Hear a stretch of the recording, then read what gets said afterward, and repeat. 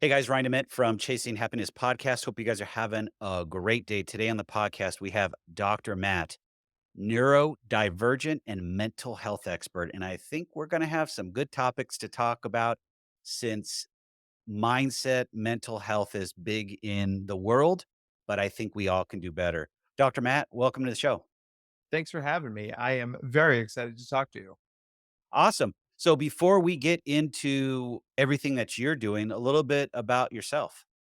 Yeah, I'm a clinical psychologist and professional speaker. So I travel the country and sometimes the world talking about how to support neurodivergent people. Neurodivergent is people with different brains. So, like autism, ADHD, giftedness, dyslexia.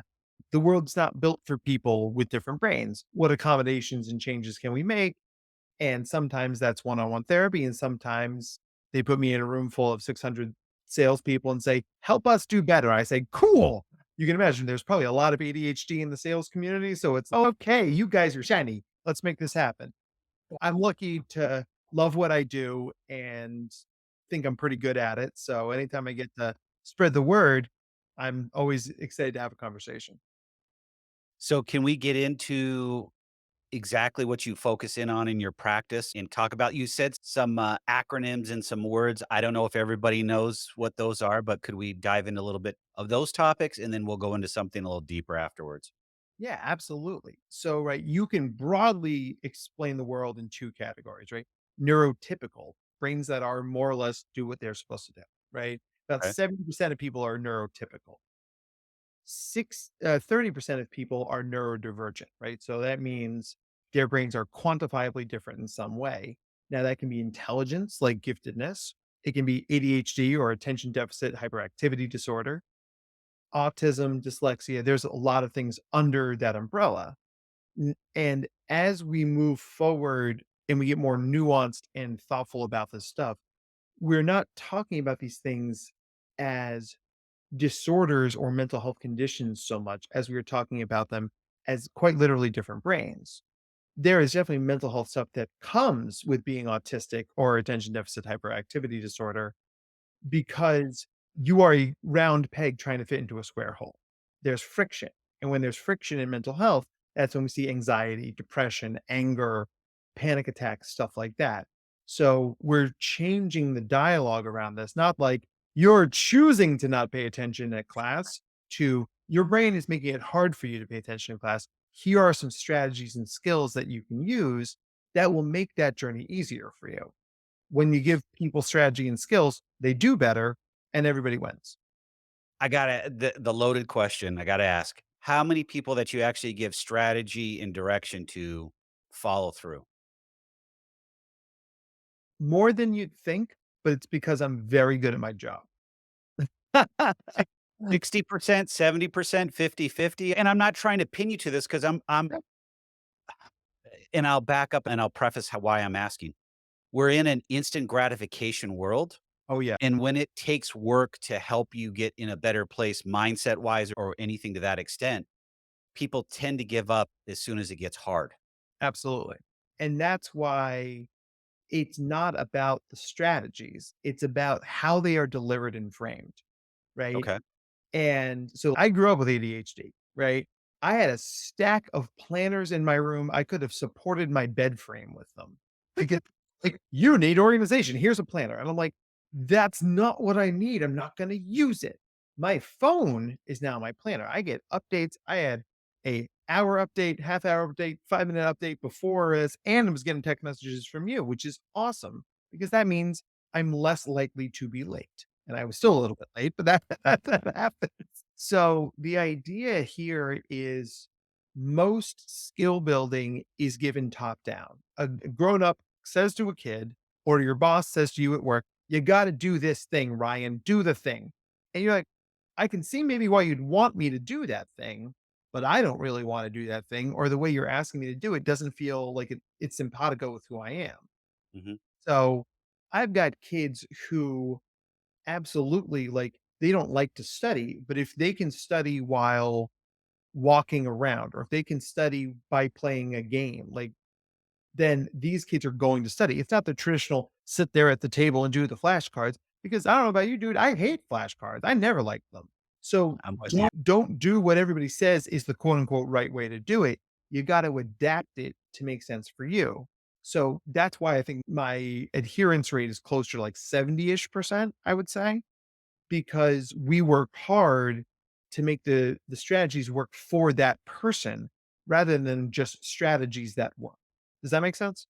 Oh, makes total sense. So let me go a layer deeper now. Yeah, Okay. no. I'm the therapist here in this conversation. Jeez. How do you get to those strategies? Because everybody's wired differently. So I guess my first question is, 1, how do you get there? And 2, how many layers of that onion do you have to pull back until you find one that actually works? And I know I'm asking a very broad statement, but I'm trying to understand how you're so successful with what you're doing, but also better yet, how can we share some of these wins with people that don't see a therapist or don't go get counseling, but maybe need something to start and then maybe they'll step into it by hearing what you're talking about. Yeah. And I think that's fundamentally why you go on a podcast, right? Like you get ideas out there, you plant seeds in people's head. If every one of your listeners went to therapy because of this, damn, that would be awesome. We also know that's not going to happen. So one thing that's a helpful way to start this conversation is because the reason why therapy is more effective at these skill building things than say class or work is that at work you're in a building with X number of people. In school, you're in a building with Y number of people.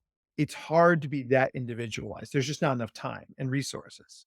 Therapy is one-on-one. Therapy, it's same yours for the next 55 minutes. Let's do this. Right. So you can do that work yourself by doing an exercise that we like to call the miracle question. Have you ever heard of Okay. the miracle question? I have not. So just imagine your head, you wake up tomorrow and the world is exactly as you want it to be, right? From Okay. the finest details to the broadest strokes. Like you can imagine you wake up in a world tomorrow with no war. No wars have ever happened. Poof, right? You could wake up tomorrow and you're 6'8" and you look like Tony Stark, right? Like playing that sandbox.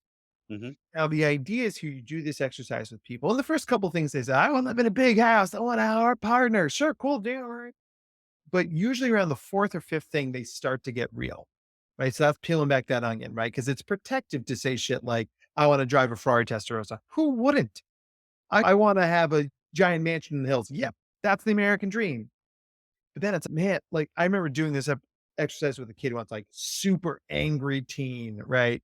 Hated me, hated everything. And we are doing this exercise. And like the sixth thing he said was, he was like, and if it's how I want it to be, then I would want my dad to be there. And this, I haven't seen this kid for months. He never talked about his dad. I was like, tell me about it. He's like, he can't live in the house, but he can have like he had, like, a house on the property, like near the creek, because I know he likes to fish. I'm like, that would be really cool for you. Why would that help you? Because then when I'm ready, I could talk to him. Like, how vulnerable is that? Like that he got real. Varies. So then what we did is we connected things to his miracle world. Is the behavior doing in service of these goals, in service of your values? Right? Because hustle, discipline, mindset, I think if it comes from a place of value, it's more authentic and it's more meaningful. Like it's one of, hey man, like you should lose 20 pounds. That's just a statement. You should lose 20 pounds so you don't have a heart attack. So you're around to be there when your kids grow up. Cause I know how important being a father is to you. Damn, that boom, you got me right in the heart there. So it's about connection and authenticity to the things that matter most to us. So a lot of kids don't want to do well in school to get good grades because who cares? But a lot of kids want to do well in school because they want to make a lot of money. They want to get a good job or they want to make their parents happy. The same behavior sent through the lens of, I know how important it was to your grandmother for you to get education. Let's talk about how to change your study skills so you're honoring your grandmother. That kid's gonna be like, I'm here for that conversation. I love that because that's a great approach and you draw in right into the heart like you talked about, but the other piece of it is it's really a buy-in Yeah. because it's their thought, it's their emotions, it's what they can relate to. How long does it and again, I'm going hypothetical.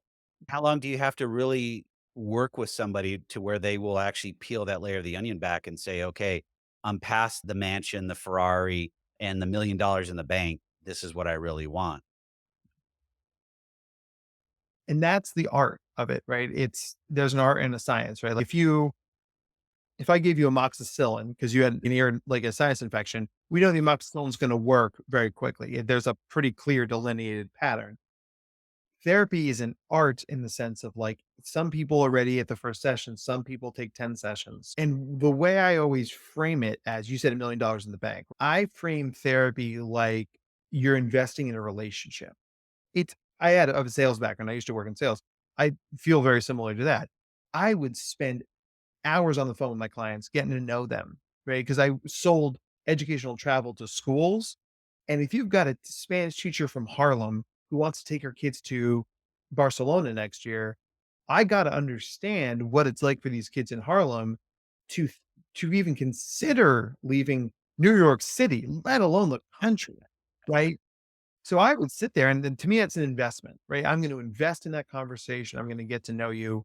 So yeah, a lot of times my first 2, 3, 4 sessions with kids feel like we're just like, it doesn't look like therapy. We're talking about deep Star Wars canon, right? Like you want to talk about like, who the Imperial Guard elite troops are?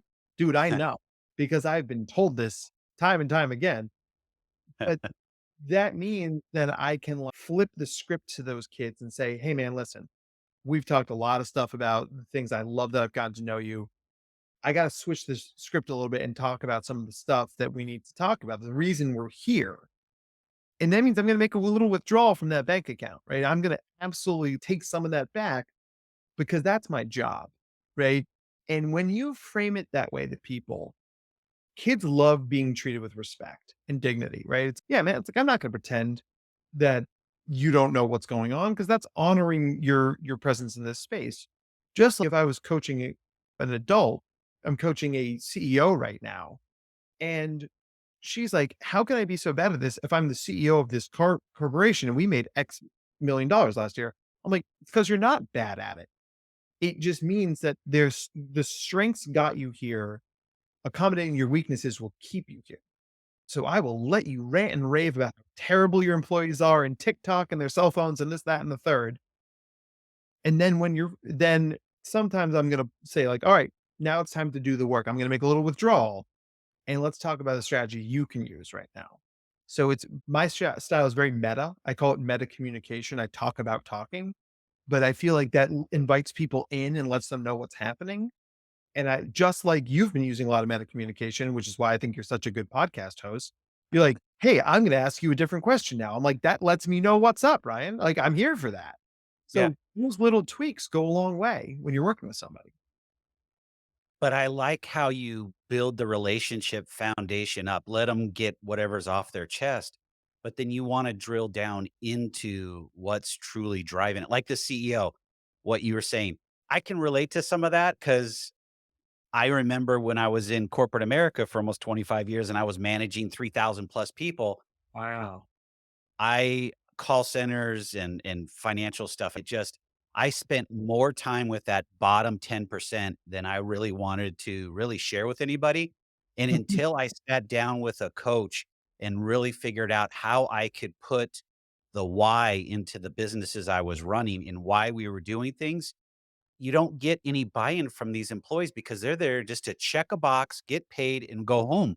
But if there's a why behind a lot of the things of why we do these, do they agree all the time? No. But they'll be able to start caring more and start giving you a better result, which improved our customer service surveys, our relationships, just did a lot of things. But man, it took me to hit rock bottom, getting to that point of I am so sick and tired of these whiners and crybabies. That's where I was at, and that's huge. There's a question here. I am coming back to it. Sorry, I digress. But when we're in that vulnerable point and we're ranting and raving, how do you pull it back and get us into a place to where we can start focusing on what truly is driving or what is our challenge, one, but two, what's also driving those challenges?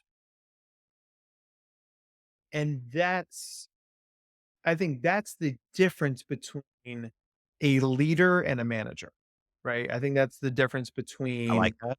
right. I think so. Like I've had both, right? I've had leaders, I've had managers. And I think that it's about taking the time to invest in that situation But vitally, I think, and this is maybe the most important thing, is that you have to be willing to accept that things are bad to make them better. One Yes. of the things I talk about in therapy all the time, it's one of the talks I give actually, it's called the paradox of hope, right? Because to have hope, you have to acknowledge that things are not the way you want them to be, right? It's March, right? We're getting into prom season. One of my Mhm. kids, man, Dr. Matt, I really want to date to prom. That's my goal. And I was like, so you hope you have a date to prom? I was like, absolutely hope. He's like, and there's no way that's going to happen. I'm like, it might not be easy, but by saying you think it's impossible, you are acknowledging that the hope you're having is not that you can just pick one of your female friends and roll up to prom, that there is a gap between where he is and where he wants to be. Mhm. I think what a lot of us get in trouble on is when we don't give ourselves permission to be beginners. We don't give ourselves permission to be struggling. You want to talk to the bottom 10%, it starts with an acknowledgement of like, why do you think I'm here? Do you think I'm here because you're crushing it in sales or you're the highest rated manager in the district? Because I got to tell you this, Tony, you're not, right? But by acknowledging where we start from, it enables us to do something I like to call bottom up thinking. So most people think top down. So Ryan, you take a test, you get a 94 on the test. Is that a good grade? With today's standards, yes. And a lot of people would say it's not. If you're doing top down thinking, the first thing you know is you got 6 points wrong, right? So Mhm. it's one or two questions off. Bottom up thinking is that I knew 94% of this. That's pretty damn good, Sure right? is. If you set out to run a 10K today and you pull your hamstring at the fifth mile, you still ran 5 miles, right? Mhm. So what I tell people is like, it doesn't matter where we start as long as we start. I have met people in psychiatric hospitals. I've met people in rehab. I've met people who've been kicked out of their eighth school. And I always say it doesn't matter what got you here. What matters is that we are acknowledging where we're starting from because you can't go from the couch to Usain Bolt. It doesn't work that way. Nobody does it No. that way. Right. But you can go from the couch to walking to the mailbox, to running to the mailbox, to walking around the block, to running around the block, to running a mile, to running 10 miles. And then before you know it, you are in a position to have a life that you couldn't have dreamed of 5 years ago. But doing that via bottom up thinking allows you to give yourself more credit for the growth, credit for that process, because otherwise you're constantly saying, "Why haven't I done X?" rather than saying, "Look at me that I did Y." That's pretty damn cool. And I think that is the biggest challenge we have in society today is that Yeah. we cannot see that we're starting from here and we need to go somewhere. We're always living in that past. And I would probably say that is a problem for entrepreneurs too, is we live off of what we've done in the past instead of looking at forward thinking at times. And then we go too far into the future and that becomes anxiety. And Ah, I believe me, I struggle with that. I struggle with that today because we've got a big project on the runway and that's a whole nother story.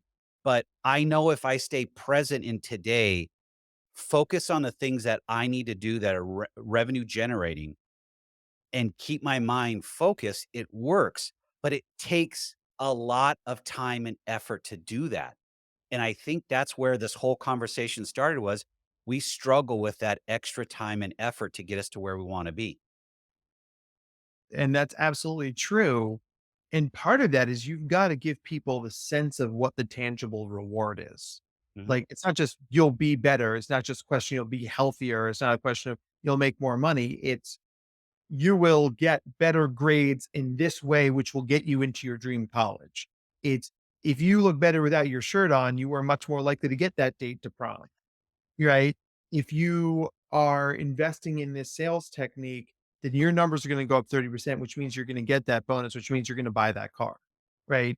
It's about tangibility, it's about achievability, right? Because when you tell us a lot of the feedback we give people is too specific, so too general, do better. What the hell does that mean? Better means like I'm on time to work. Better means I make more phone calls. Better means that I don't hate the guy in the cubicle next to me because all of those things are better, but be specific. Tell me what my goal is. And then don't tell people what not to do. Tell them what to do, right? Telling somebody, don't worry about the future is ridiculous because Yes. It's like telling you, like, be spontaneous. Like, it's a paradoxical instruction. Yeah. So could how could we do ourselves a helping hand when it comes to that? Let's say someone let's take your student that wants to bring a date or get a date to prom. Are there ways that you could break it down for him so he can see those actionable steps? Or how do you approach that to be able to allow him to see that there is a way forward and he could be successful if he does? And that's the because growth is holistic in nature. And the cool thing about it is that a rising tide lifts all boats. Yes. So he's the sort of kid who will wear a dirty hoodie and ratty jeans to school every day. If nobody's going to change, tell him to do it. He's going to wear that every day. And I'm like, bud, people pay attention to how you dress. I was like, dude, there's a reason I wear a collared shirt to therapy, right? I don't have to. Nobody's making me do that. And he's like, why do you know? It's because it makes me look a little bit more professional. It makes me look enough like I know what I'm doing. When I'm giving a talk, I'm wearing my best suit. I'm wearing a good tie. We got my tie clip on. I got my shoes polished because those things matter. They may not matter a lot, but they matter enough. Hmm. So it was like, that's a thing that's totally in your control. Wearing clean clothes to school. Let's Yes. talk about, let's talk about your, shall we say, let's call this a unusual style of connecting with people, right? He's the sort of person if they can't tell that I'm just messing with them, then they don't want to be my friend. I'm like, dude, you don't get to decide how people receive your message, right? If people are saying you're a jerk, you might want to listen to them because he's not a Yeah. jerk. He's just very insecure, right? So he walks around with a sword and a shield. He's just much more likely to use the sword. So I'm like, what if you tried talking to people in a different way? What if you tried talking to people in a way that was more inquisitive about them? I always tell my kids, be curious, not furious. He's like, people are acting this way because they're jerks. That's a possibility. World is filled with jerks, but maybe they're not acting that way because they're jerks. Maybe they're acting that way because something happened. And he was like, I've literally never thought of it that way. Sure, now you can. And we're seeing those shifts, right? Now he's being a lot more, let's say, patient. If patience is a good word. And it's the sort of thing that I don't know if it's going to pay off in him getting a date to prom, but it is going to pay off in him getting better relationships with more of his peers, which means he'll be more plugged into school, which means even if prom doesn't work out, homecoming next year might, or prom next year, or gets invited to a beach party this summer. It's absolutely worth the effort, even if the outcome is not what he thinks it's going to be. I like how you address the close because that is a lot of people look at that first thing. And I say this is we're in the real estate space. And when we potentially could be working with an investor that would come in on a deal with us, I'm very comfortable in who I am. Right now I've got a hoodie on. I'm in Arizona. It's still cold. That's it. But typically you will see me with a collared shirt on and shorts and Mhm. tennies looking nice. Yep. And people think, "Oh, I need to be in some type of suit to be introduced to an investor." And I'm like, "Why do I wanna lie to myself of who I am?" I wanna Yep. be presentable. Yep. I'm not looking to have wrinkled clothes or showing Yep. up all slobbered. I keep my face clean, but that you have to find your lane, and however this kid does, find your lane and do that. But being presentable, that's a big thing, and that also and correct me if I'm wrong, because 'cause I'm not the therapist, but one of the things I would think, and I know for me, if I'm dressed nicely and I look nice, I feel better about myself, the confidence level goes up, I will do more things outwardly than I would if I looked like crap. Yeah. There's that absolutely can become a virtuous cycle. You feel better, so you do better. You do better, so you do more things. Doing things helps us feel better, which helps us do better, and up we go. It's much more easy to fall into a vicious cycle. I screwed up this thing, which makes me feel bad, which means I'm not going to try as hard as the next thing, which means I'm going to screw up, which means I'm going to feel worse, and down I go. And naming those processes for your students, your family, your coworkers, your employees, however you frame those conversations, it's not as simple as saying, oh, I'm going to choose to focus on the positive, because that's not unfortunately how our brains work. But the idea is treating things as a thing that happened, not as proof of some broader concept of narrative. Our brains love to tell stories. Our brains are like, ah, yes, that person didn't say hi to you in the hallway because you've been unlovable since you were 3.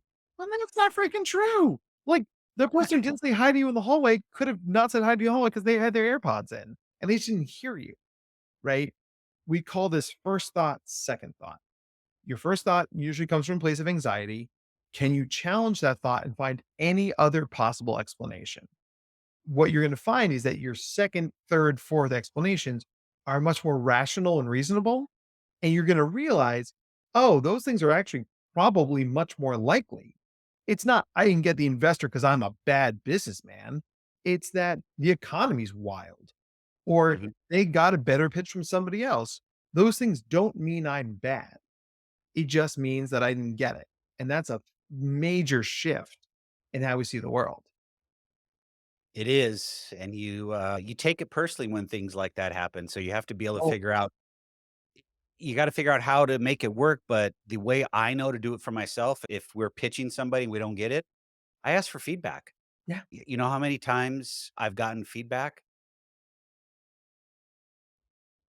Thousands? Actually, it's the opposite. A Oh, wow. lot of a lot of these investors, interpersonal skills are not that high. Just saying. Yeah. I'm not trying to be a jerk about it, but when you actually have an honest conversation, say, "Hey, I get it. You're passing on the investment. What can I have done better? Or what's in the investment that doesn't say it matches what you're looking for? It's not what we're looking for right now." They just use my words on me. So then Right. I will retrace and say, "Okay, minus my words, what in this investment doesn't work?" Yeah. So I can improve myself, and I tell them, "This is not about you, it's about me. I'm just being open and honest. What can I do to improve next time?" So if I do reach out to you with another investment, how can I present it in a different light that will get you intrigued? That gets a little better response, but most of the time it's, "I just don't wanna deal with it." Yeah. And It that and there's courage that comes with being willing to have those conversations. You know, Yes. for a lot of people, getting the no is the excuse to go running. It's like, oh, fine, okay. You ask somebody out and they're like, no, you're like, okay, I'm transferring schools. It's okay. I grew up in the world of if at first you don't succeed, try again. Mhm, And I feel like that misses the point because redoubling your efforts with losing your game is the definition of insanity. mhm. I like what Miss Frizzle said, and Miss Frizzle is a wise person. Miss Frizzle said, if at first you don't succeed, find out why."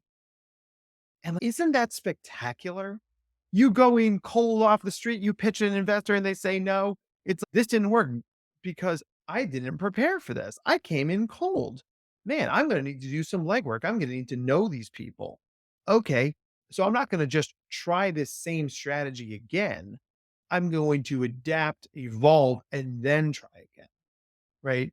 A lot of times people don't know how many options or avenues to success exist for them. So they just keep trying the same old thing over and over. And it's wild to me how I am clearly useless or broken because I can't do this. I'm like, what have you tried? I tried this one thing. There are pretty much infinite possibilities here. What if we tried another one? And I was just thinking about this. There's a person I work with, he's very much into the death metal scene. Right? He loves death metal and not my music, but go with God, my child. And he was like, I'm gonna meet the person I want to be with at a concert. That's where I'm gonna meet at a concert. That's what I'm gonna do. And I was like, dude, I don't know a lot about death metal. I know it's very loud. So if you're gonna like pitch game at people, can they even hear you over the right? So I was like, dude, what if you got on online dating? He's like, online dating sucks. I'm like, hold on, and just hit your filters for people who are into death metal. And he was like, is that a thing? I'm like, it sure is. So he jumps on eHarmony and he searches for people who are into death metal in his area. And all of a sudden, he's spoiled for choice. He's like, how many dates should I go on this week? And it's just working a little smarter, not harder. I love it, I love it. We could be talking for hours on this. We're getting close to the end here, but I wanted to kinda dip in and ask one last question. It's how I end most of my podcasts. What would be 3 nuggets you could share with the audience if they're struggling with getting something accomplished in their life or they're struggling with maybe ADHD or something to that extent, what could you share with them to help them out? There is no shame in needing help to solve a problem. And if you think about it, I'm very tall. People ask me all the time, "Hey, can you reach that thing for me?" And I grab the thing, right? If you can take that mindset to work or parenting or school, "Hey, I'm not so good at this thing. Could you help me with this thing?" You'll be amazed at how much easier your life becomes. I always say to my clients, "I can't make your life easy, but I can make it easier." Mhm. And that's a powerful shift, right? So don't be afraid to ask for help. Second thing is in life, you either win or you learn, right? If we are obsessed with winning, right? Because we think winning will make us happy and happy means we'll be successful. But I've gotten further in my life from the things I've had to learn from, much more so than the stuff that I've had to win from. Because oftentimes winning comes from a place of bad habits. You show up, you pitch the thing, you're like, man, I didn't prep for that at all. And that's why I tell my students process matters a lot more than outcome. If you study hard for a test and you get a B minus, it's much better long term than you showing up guessing C for every multiple choice question, somehow getting an A, right? So you either win or you learn. And then the last one, and this is, I think, probably the most important thing, is that we don't, it's easy to think about life in terms of binaries, good or bad, good or evil, successful or unsuccessful. And the more you think about that, the more depressed you're going to be, right? Because that top down thinking means I'm either perfect or it's bad, right? We are all on a pathway to growth. We are all works in progress. Mhm. So if you give yourself permission to be a work in progress, you're going to find that life exists in shades of gray. There's always going to be somebody better than you, but there's equally people who are worse off. So see yourself as a work in progress that pushes back against that duality of I'm good or I'm bad. What you are is you're growing, and growing is a pretty damn good place to be. Only place to be. And you, as I say, get knocked down, get back up and learn from those lessons. That's just part of life. And I joke about it, but being in corporate America never taught me that Yeah. until I became an entrepreneur. I had to learn how to fish on my own. I had to learn how to survive on my own. It's been an eye opener. It's 8 years in going, but it's been an eye opener. And I still have storms. I'm in one right now. You Yeah. just have to be able to fight through and get yourself on the other side. It's not about avoiding the storms. It's about being prepared for them when they show up. And when you're willing to accept that storms are going to happen, you'll find you're much more capable of dealing with them than you think. That is so very true. Sir, it's been great to speak with you, have you on the show. But before we go, are you taking on any clients? How does that aspect of the business work? Yeah. So we've got a great team. I'm pretty full. I have room for one or two more, but I've hired three great people on my team, two adult coaches, because I focus mostly on kids, and then another educational coach. So we're really trying to grow that because there's so much need out there. And honestly, the best way to work with me is to shoot me a message and have me come to your organization because that's where you're going to get like the most unencumbered big dose of me. And if you're still listening to this podcast, then maybe you're interested. I don't know. But that's so we offer like the therapy piece, the coaching piece, and also the I'll come to you and do a thing piece. And because there's something that works for everybody. Best place to connect with you? So it's drmattzakreski.com. Pretty straightforward. And then the name of my therapy practice is the Neurodiversity Collective because we have a bunch of different people serving a bunch of different kinds of brains, and that makes us very happy. I will put both links in the show notes so people can get a hold of you. Sir, thank you. Honored to have you on. Great conversations, and the nuggets that you shared were priceless. You are a phenomenal host, and I just very much enjoyed like you pushed me, man. You didn't just let me just to me the best kind of podcast. So Thank I you. would love to come back if you'd have me. I love talking shop with you. It's a hoot. But seriously, you're great at this and you're really putting a lot of good stuff out there. I know that you're one of those people that your podcast reputation precedes you, and it is very well earned. I will say that. Thank you very much. Definitely could have you come on the other podcast and we can talk a little bit about entrepreneur mindset and so forth, Um, and that plays into the workplace. I'd love that. That'd be fun. Yeah, we'll definitely get you on. Cool. Thanks, sir. My pleasure.